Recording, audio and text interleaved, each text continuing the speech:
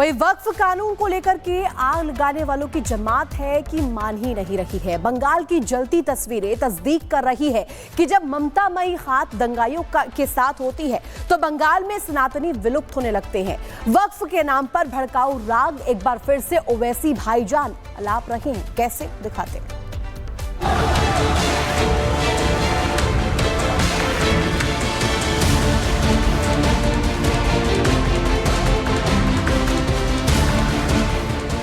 शहर शहर वक्फ कानून के खिलाफ भड़काऊ राग अलापा जा रहा है।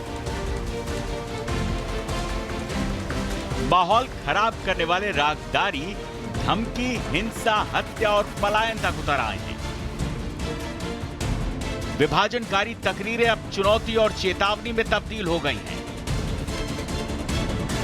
All India Muslim personal law board और भड़काऊ भाईजान के विरोध की चेतावनी माहौल खराब करने वाली आग को हवा देकर भड़का रही है। ओवैसी कानून को काला बता रहे हैं और बकरीद की तारीख तक विरोध करने का ऐलान कर रहे हैं। वक्फ अमेंडमेंट बिल 2025 के खिलाफ एक प्रोटेस्ट मीटिंग, पब्लिक मीटिंग रखी जा रही है और जिसकी सदारत all India Muslim personal law board के सदर मौलाना खालिद सैफुल्लाह रहमानी साहब करेंगे। वक्फ अमेंडमेंट बिल जो नरेंद्र मोदी ने लाया वो अनकॉन्स्टिट्यूशनल। वक्फ कानून बिल पर विरोध की चेतावनी ओवैसी ने दी तो वक्फ के नाम पर नफरत फैलाने वालों को चुनौती योगी आदित्यनाथ ने दी।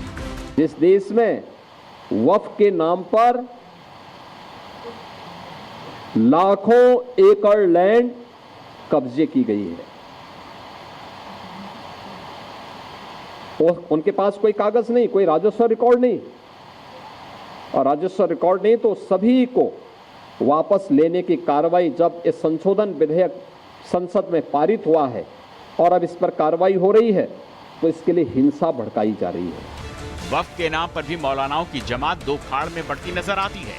इसीलिए वो जो असली ईमान रखते हैं वो कह रहे हैं कि वक्फ के नाम पर हो हल्ला, चिल्लम चिल्ली, शोर शराबा वो कर रहे हैं जिनका वक्फ की जमीनों पर अवैध कब्जा है। अब जब पैसे हाथ से रेत की तरह फिसल रहा है तो दर्द पेट में हो रहा है और जुबान अनाप शनाप बोल रही है।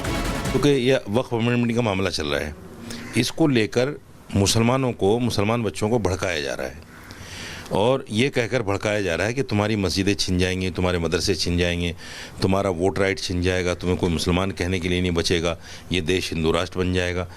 तो उससे क्या है कि मुसलमान नौजवान जो है वो कहीं ना कहीं डरा हुआ, सहमा हुआ और सड़कों पर आकर इस तरह की बातें कर रहा है। मैं तमाम मुसलमानों से ये अपील कर रहा हूँ कि धरना प्रदर्शन, एजिटेशन न करें, किसी के बहकावे, उकसावे और भड़कावे में ना आए। इसलिए कि ये जो बिल है, वक्फ संशोधन बिल, इससे आम मुसलमानों को कोई नुकसान नहीं है बल्कि फायदा होगा। देश की सबसे बड़ी अदालत 16 अप्रैल को वक्फ बिल पर सुनवाई करेगी, लेकिन शोर मचाने वालों को इन मौलानाओं की बातें भी सुन लेनी चाहिए, जिससे यह तय हो जाएगा कि जमात को सही बात कौन बता रहा है और बहला फुसला कर कौन भड़का रहा है। Bureau report, Republic Bharat. तो एक तरफ पश्चिम बंगाल में हिंदुओं का पलायन हो रहा है, वहीं गुना में हिंदू परिवार को पलायन का डर सता रहा है। सवाल है कि क्या मुस्लिमों के बीच हिंदू परिवार अनसेफ हैं, क्योंकि गुना में हनुमान जयंती की शोभा यात्रा पर पथराव ने सबको डरा दिया है।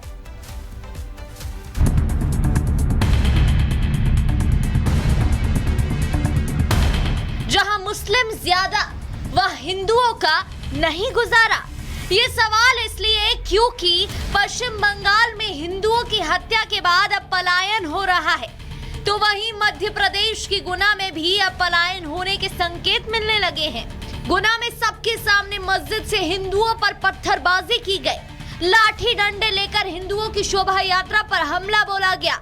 पुलिस की मौजूदगी में ये सब कुछ हुआ, तो अब वहां के हिंदू परिवार को भी जान का खतरा होने लगा है और पलायन की बात कही जा रही है।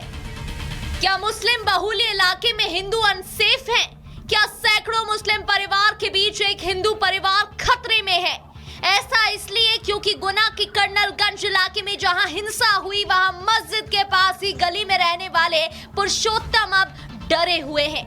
पुरुषोत्तम के घर में कल रात पत्थरबाजी की गई। उनके घर में ईंटों के टुकड़े इस बात की गवाही दे रहे हैं कि मुस्लिमों के बीच हिंदू अनसेफ हैं। पुरुषोत्तम का आरोप है कि मुख्य आरोपी विक्की ने उनका फोन तोड़ दिया और उन्हें जान से मारने की धमकी दी। पुरुषोत्तम के घर पर पथराव भी किया गया। पुरुषोत्तम अब डरे हुए हैं और कह रहे हैं कि अब मुझे ये पुश्तैनी मकान छोड़कर पलायन करना पड़ेगा। कर्नलगंज की मस्जिद है वो सामने है। पुलिस की टीमें लगातार पेट्रोलिंग कर रही हैं।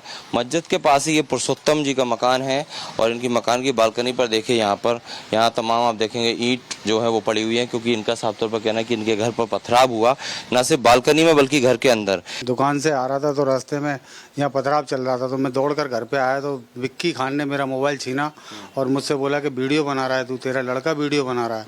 मेरा मोबाइल छीनकर तोड़ दिया उन्होंने और तोड़कर गाली गलौज की और साथ में ले गए मोबाइल। और उसके बाद में सब लोग बोले कि अब तू यहाँ नहीं रहेगा, तुझे हम छोड़ेंगे नहीं, पुलिस कब तक बचाएगी तुझे। जहां एक तरफ पुरुषोत्तम जैसे हिंदू परिवार ये आरोप लगा रहे हैं कि अब उन्हें यहाँ रहने में डर लग रहा है, तो वहीं मुख्य आरोपी विक्की पठान जो पुलिस की गिरफ्त में है, उनके परिवार की महिलाएं भी डरी हुई हैं। पुलिस की कार्रवाई के डर से घर के कुछ पुरुष फरार हैं, तो कुछ आरोपी गिरफ्तार है। हाँ, मैं यही कह रही हूँ, उन पे आरोप लगाया, बिल्कुल गलत लगाया। क्यों बंद है? हिंदू का एक बंद नहीं है, हमारे बच्चे बंद है, हमारे बेकसूर हमारे बच्चों को ले गए। आप जैसे हमने आपको मारा तो आप हमें नहीं मारोगे? नहीं मारोगे क्या? एक बात ये है तो गलती है ना पुलिस वालों की। वहीं गुना कलेक्टर किशोर कुमार कन्याल अब हालात पर नजर बनाए हुए हैं और जांच के बाद कार्रवाई की बात कह रहे हैं। जैसी ये घटना घटी उसके कुछ ही समय पश्चात हम और एसपी साहब भी वहाँ मौके पहुँच गए थे। हालात तत्काल ही काबू पे आ गए थे। तो उसके पश्चात हमने देखा, फिर हमने इनकी जो सीनियर्स हैं, सभी पक्षों के सीनियर जो लोग हैं, उनसे भी बातचीत की थी, तो सभी चीज़ें कंट्रोल में आ गई थी। तो आज की स्थिति में मुझे लगता है कि आप देख रहे होंगे कि मार्केट भी पूरा खुला हुआ है, सब चीज़ें पूर्ण रूप से शांतिपूर्वक चल रही हैं, लोग अपना नॉर्मल रूटीन वर्क कर रहे हैं और पुलिस ने जो एफआईआर की है उसके अगेंस्ट में कुछ गिरफ्तारी भी की है। और अच्छी चीज़ ये है कि जिस जगह पर ये घटना घटी थी उसकी सीसीटीवी फुटेज पुलिस के पास में है, तो उसको एग्जामिन भी कर रहे हैं और जिस को और भी उनको लगेगा कि इसमें इन्वॉल्व है उसके खिलाफ वो कार्रवाई करेंगे। फिलहाल सवाल ये है कि मुस्लिमों की संख्या बढ़ने और हिंदू आबादी का घटना देश के लिए खतरा है। क्या वाकई मुस्लिमों के बीच हिंदुओं का रहना दूभर हो जाता है और असुरक्षा महसूस होने लगती है और यही कारण बनता है पलायन का? लेकिन जिम्मेदार कौन? Bureau report, Republic Bharat.